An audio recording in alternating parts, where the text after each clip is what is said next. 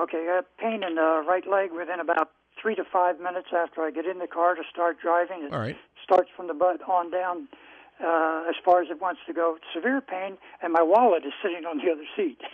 Okay, good. So you're not sitting on the wallet to do I'm this. not sitting on the wallet. What kind of car are you driving?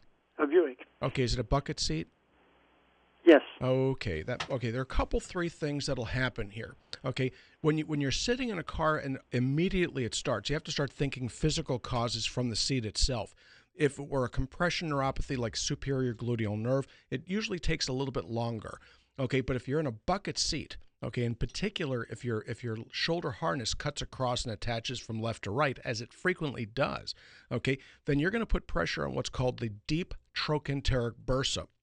Okay, which is really a meaningless little lubricating sac that sits between the bone called the greater trochanter and the piriformis muscle, and and the vastus lateralis more superficially. These muscles are involved with abduction, which is to say that you takes the knee away from the body. In other words, like spreading your legs. And the other one is extension of the hip. So when you're sitting down, okay, the hip is flexed. You're putting pressure directly on this bursa if you're sitting in a bucket seat. So there are a couple things you can do, one of which is to tear the seats out of your car. Larry Perry might be able to do this for you.